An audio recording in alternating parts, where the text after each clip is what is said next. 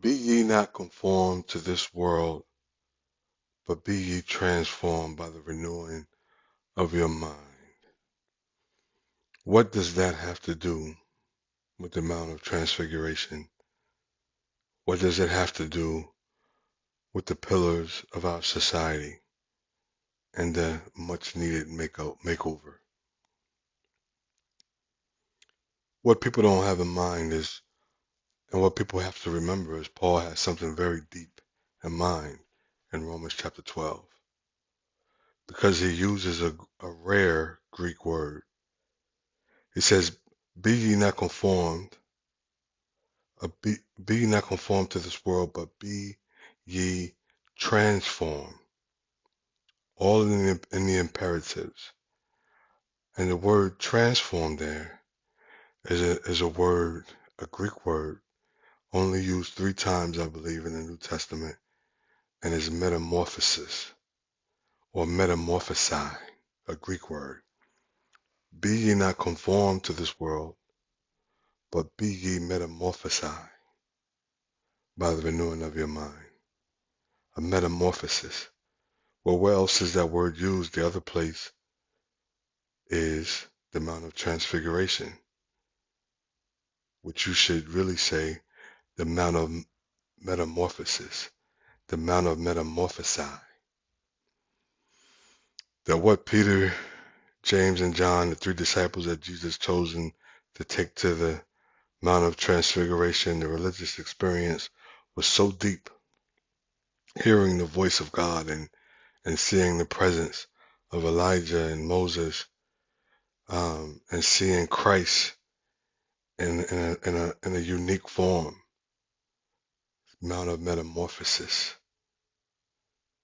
Be ye not conformed to this world, but be ye transformed by the renewing of your mind, a metamorphosis. And so what I'm suggesting is our society needs to undergo a metamorphosis. Our pillars, the pillars of our society. I've identified 3, and we've also talked about the pillar dedicated to the unnamed virtue. But let's suppose that this new structure, this new society that needs to be built, this adjustment, has 4 main pillars: religion, society, culture. There needs to be a metamorphosis of our religious institution. There needs to be a metamorphosis of our society. Our culture needs to go through a metamorphosis. Now, when you look at the American Heritage Dictionary, the word metamorphosis talks about a transformation. So it makes sense where we see how the translators use the word transformation. But it also says change in a form and often habits of an animal during normal development after the embryonic stage. Metamorphosis includes an insect's transformation of a maggot into an adult fly and a caterpillar into a butterfly. But it also says here a transformation as by magic or sorcery. Quite interesting and quite controversial, I'm sure, but the focus is on the deep, deep change that begins from the inside and works its way all the way to the outside, a metamorphosis by magic or sorcery. And I'd like to add a third there, a metamorphosis by divinity, by divine means, by the hand of God, a metamorphosis. Our society desperately is in need of a metamorphosis. Some would say no. Why? Well, some are quite comfortable. The racism. But see, the thing we have to always understand as we talk about transforming our society, this current society that we live in, I'm talking about the American society, the one um, that I'm closely impacted and my experiences allows me to talk about on this platform. But we have to always understand, and one of the later podcasts, um, which has already been written, is going to talk about that. But the exploitation was built into the fiber of our American society from the beginning. Exploitation is factored in. The mortar used to hold the bricks in place, the composite. We're talking about exploitation. In order for this union to be perfected, methods of exploitation needed to be studied and implemented and also perfected. So when we're transforming our society, when we're transforming the individual pillars, we have to understand we're up against the monster that is known as exploitation. But from the beginning, there's a conversation. Let us create man in the image of us. Religion, because we're talking about God, we're talking about the creator, we're talking about the potter, and there's a community. Let us, it's a plural, Elohim, let us create. So there's religion, and because it's a community, we're talking about a society, we're talking about a culture. Let us create man in the image of us. How far away have we strayed from God's original creation? The Imago Dei, as it's called, the image of God, the metamorphosis. How do we get back to that? The temple pillars.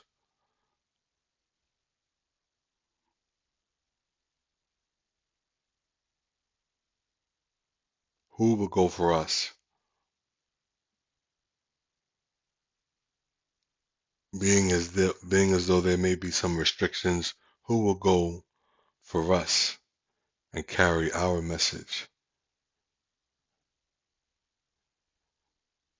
And so we have to strengthen the temple because inside the temple, the incense is burning, the sacrifices,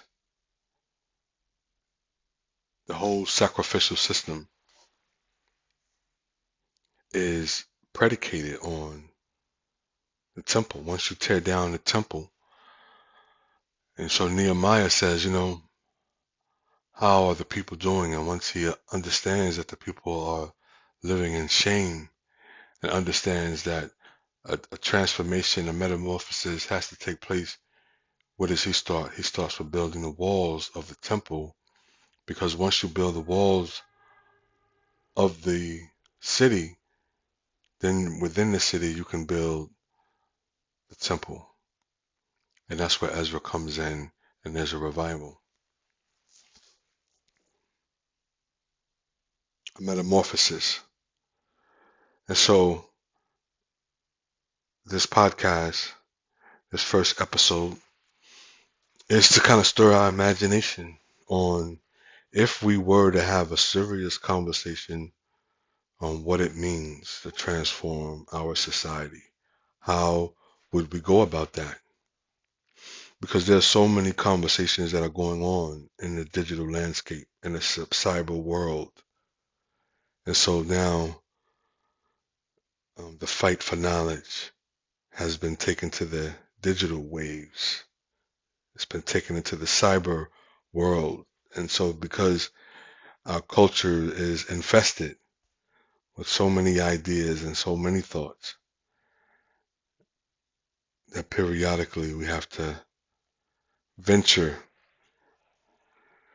into unknown territory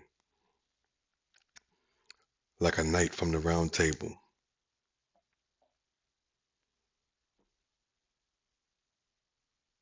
And so that's why Paul says, be ye not conformed to this world, but be ye transformed by the renewal of your mind. And he talks about an acceptable sacrifice.